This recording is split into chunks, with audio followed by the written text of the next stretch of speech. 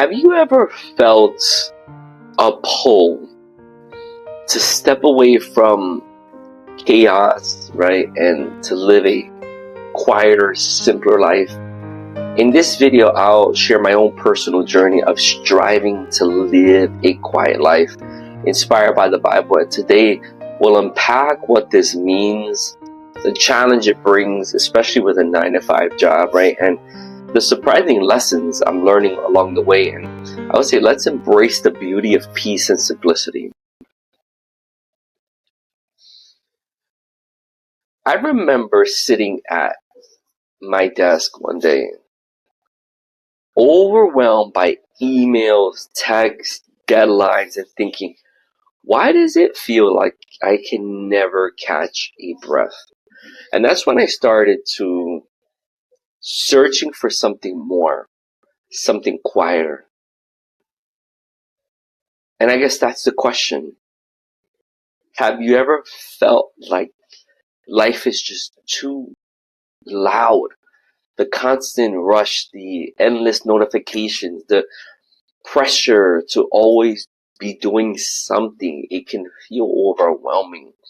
Lately I've been reflecting on a verse from the Bible, and I've shared this before, but that really resonates with me. And it's from 1 Thessalonians chapter 4, verse 11. And it says, make it your ambition to lead a quiet life. You should mind your own business. Work with your hands just as we told you. I'll be honest, I have not mastered this yet, but I'm striving for it step by step. And in this video, I want to just share, I guess, what this verse means to me, the pros and cons, right, of pursuing a quiet life, and really the challenges I'm facing, and especially as someone working a regular job, right? Just want to give my thoughts on that. Let's dive into this. So what does it mean to live a quiet life? There was one weekend, a couple weekends actually, that I decided to put my phone away, spend the day reading, just reflecting, right? And it was simple. And there were times where I was a little bored, right? But I'll be honest with you, I felt so at peace. And it reminded me of what life could look like if I focused more on simplicity. And to me, a quiet life, it doesn't necessarily mean isolation or total silence. It's about living intentionally. It's about staying grounded. It's about finding peace in simplicity. It's stepping away from the noise of constant comparison, the hustle culture, and the need to prove yourself. It's about focusing on what really matters: your faith, your family, the work that you committed to God, right, and the people God has placed in your life. And I think this verse also reminds us to mind our own business, right? And not in a harsh way, but just as an encouragement to focus on our own journey rather than getting caught up in what others are doing. It's freeing to let go of the pressure to keep up with everybody else, right? Like that's is a lot, So I guess the question really is like, so what are the benefits of striving for a quieter life? Like, and I would say that the other day I had a time to sit down and just really have time to just catch up, right? Reflect, no rushing, right? And it reminded me how much I just crave, I guess, in a sense, those moments when that are just not consumed by things, right? And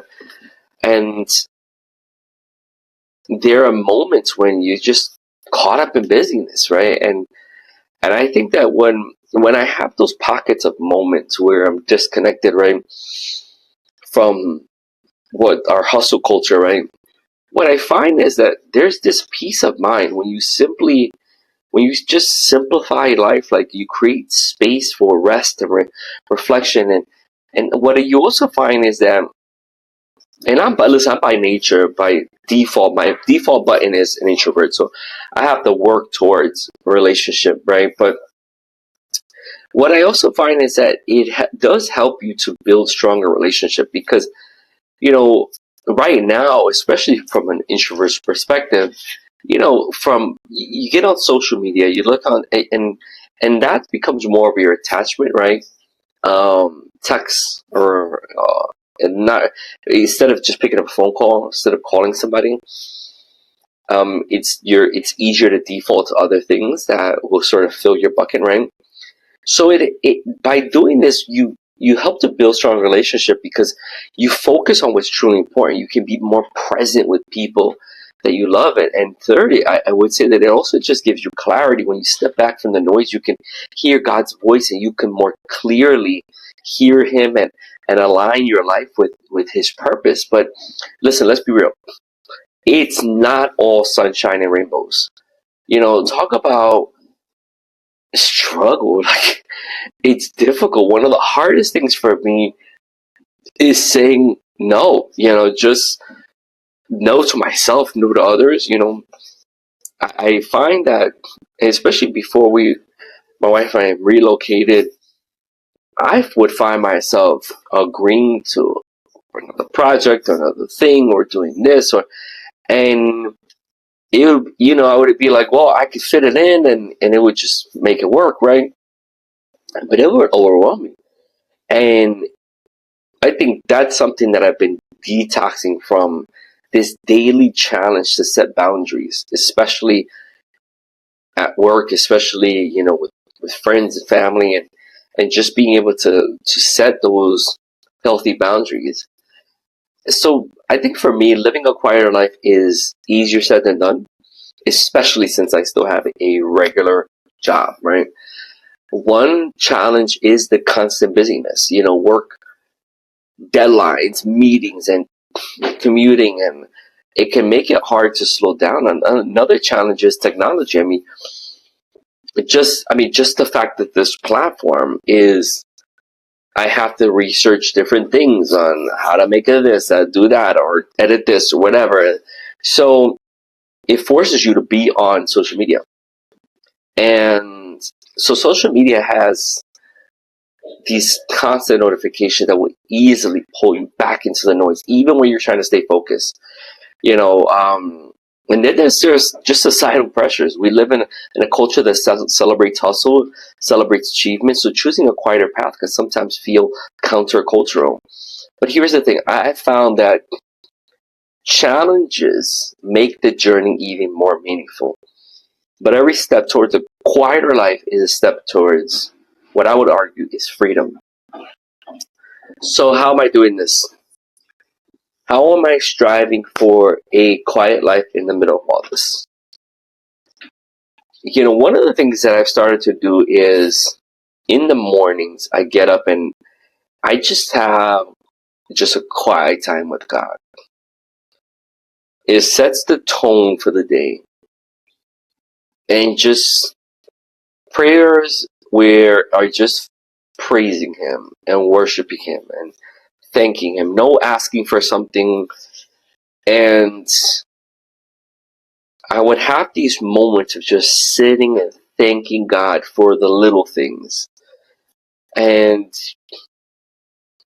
where it's just reflective, right? And what I found it to be very powerful because you feel your body just fighting against that.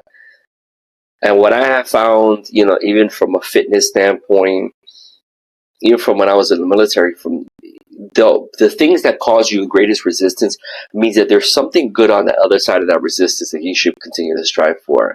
When you're going through pain and struggle in a fitness journey, trying to lose weight, trying to lose pounds, trying to gain muscle, right?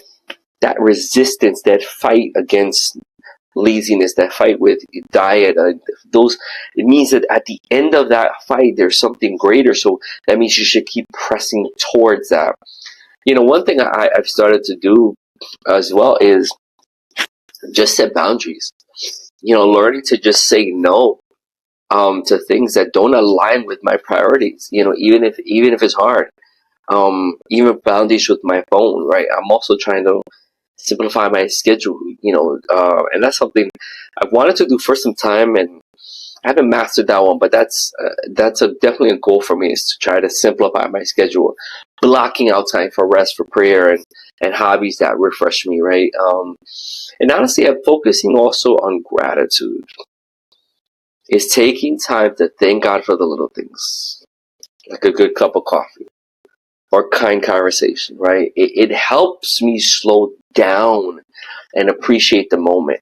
For those of you who know me personally, I was built in a way that I am at 100 all the time. So my shift in even my community where I'm living now, and leaving New York City, right? Like that it is completely forced my hand on some of this stuff, which I'm grateful for. So this is a process that I'm honestly, I'm still figuring it out, and I've already seen glimpses of the peace that comes with living more simply. And here's where we'll kind of just start to end this, but I'm not where I want to be yet. But I've realized something. The journey towards a quiet life isn't about perfection. It's about progress, and every small step brings me closer to the peace God promises. So